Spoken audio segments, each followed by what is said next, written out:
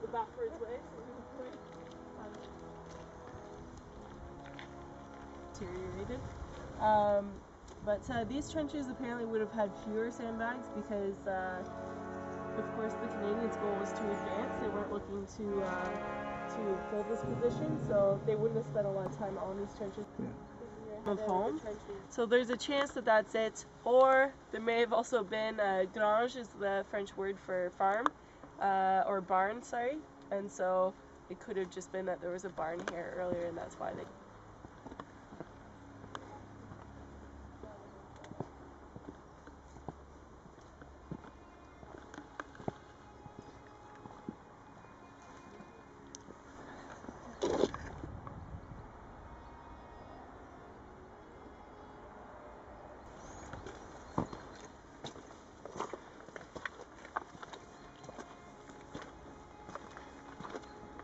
Underneath the German front lines, so that's going to do a lot of damage to their trenches, their men.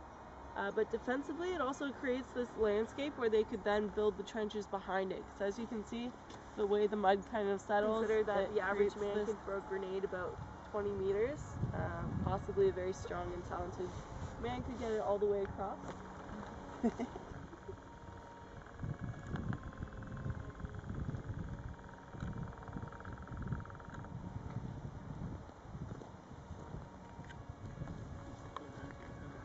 Afterwards, so but the Germans were here since 1914. They weren't looking to advance, they just wanted to defend the grounds that they already had, so they would have put that extra effort, made really nice straight cut corners, sandbags, everything. They would have.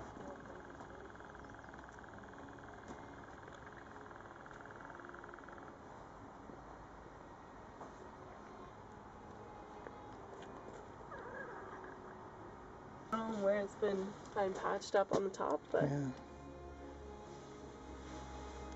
It's just.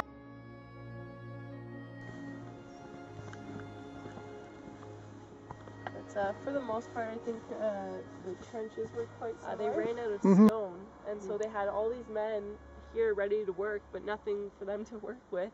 So they thought, why don't you go and preserve the trenches, rebuild those. And so that's why we have them today, basically because of lack of stone.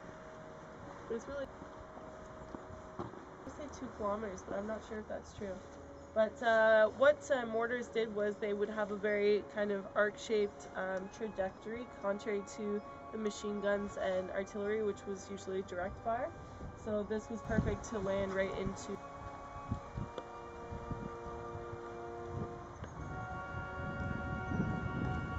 Sure. Quite deep. You have some nice white shoes there. Don't want to ruin those. Yeah.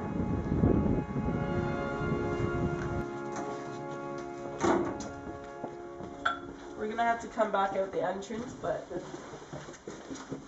the exits. Basically, we like to call it the Niagara Falls.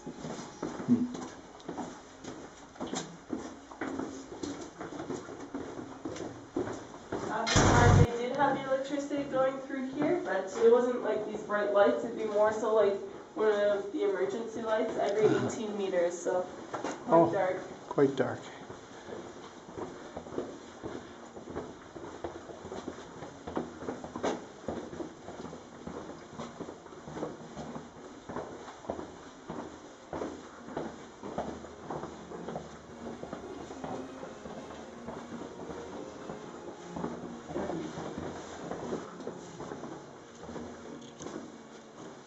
Here we have an air pump and a water pump.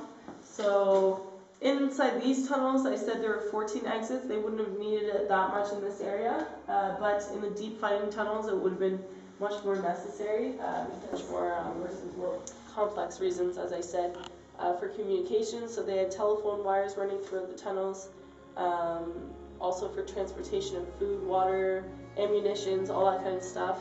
And then, as I mentioned, the men leading up to the battle, it would be lining up inside here to kind of have an element of surprise. And messengers being sent out into the trenches, bringing a message. So they wanted to keep them close to have them easily accessible whenever they needed that message to be sent. And then there'd also be a they'd have an officer here who obviously They had headquarters just past. The reason why they had the entrance was over that way. So if you see far off into the distance, basically as far as you can see, a white tower on the top of the hill. You see it in the horizon. All Canadian men who have no known grave here in France. So